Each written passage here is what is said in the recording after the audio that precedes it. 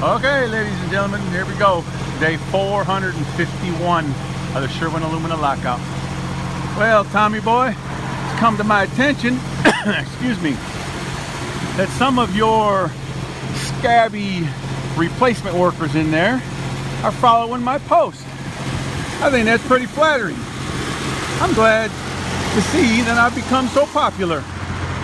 Anyways, so what I want to say to the scabs in there working is, first of all,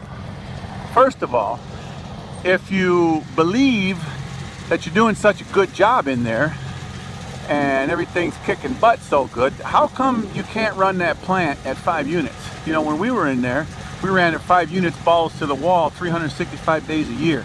Oh, we had an occasional outage. Occasionally something came down. We brought a unit down, put it right back up. Made some money for that company. We showed them how they could turn a profit in there. Anyways, really what I want to tell you, scabs, is that what you don't realize is we're out here fighting for you guys. Yeah, yes sir. We're out here fighting for all the working men and women in America. Because if there's nobody to fight the corporations, then there would be no negotiation every 4 or 5 years. There would be the companies coming and telling you, just like they did to the salary guys in there about a year and a half ago, hey, you know what guys, your pension is gone. Whatever you got, you get, it ain't growing no more. You don't like it? Tough shit, quit your job. We don't give a shit. See, that's how companies treat workers when there's not a union.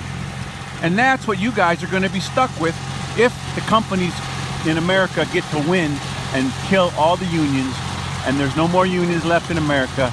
That's the way it's going to be. Companies will come to their workforce and say, hey, you don't like it? Get the F out. We don't give a shit. There's more guys waiting in line to work. That's right. That's what the scabs are. They're the guys waiting to come in when the union guys get run out. And I understand you guys got families to feed and you're just trying to make a living.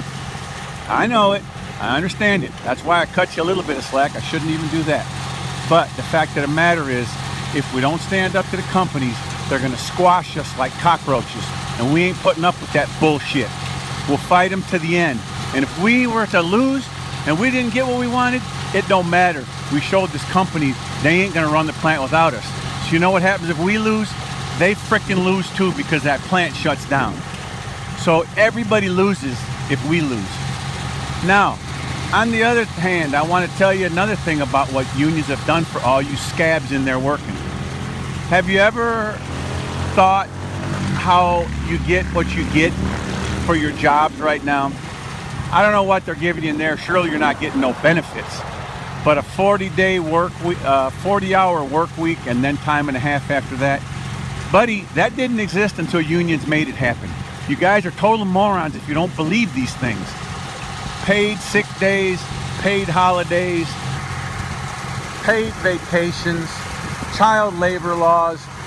Every single labor law and every single benefit was all fought for and paid for with blood.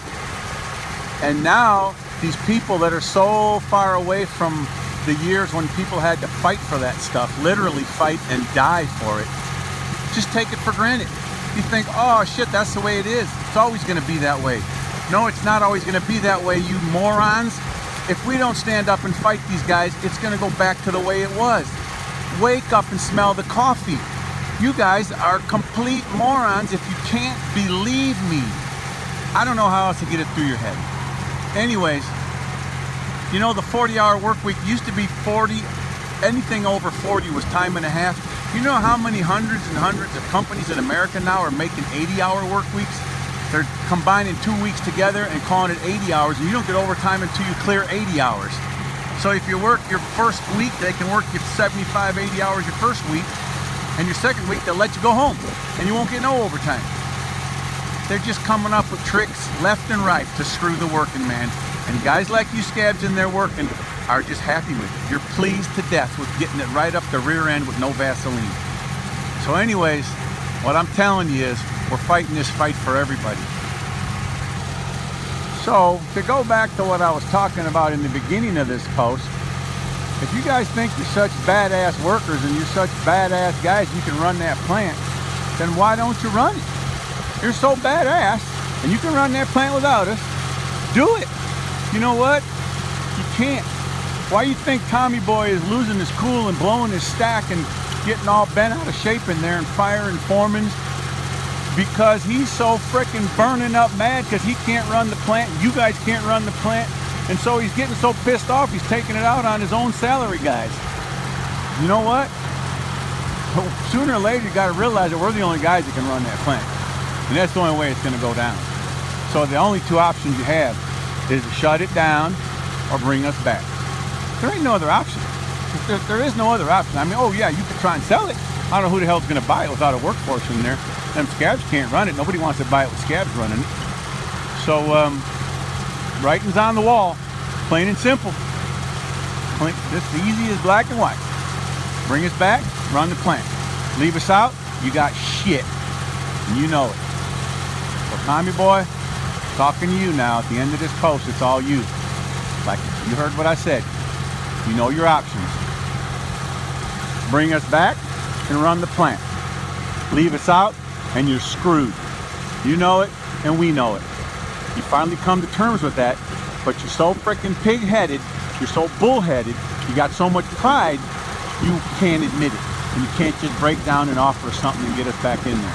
But you know what, Tommy Boy? Without us, you ain't even a speck on a gnat's ass. You're nothing at all. Not even a speck on a gnat's ass without us. And you know it. When are you gonna just face it up, swallow your pride, eat some shit, and put something on the table? We'll come back in there and run that plant for you. Anyways, that's all I got. Till my next post. Y'all take care.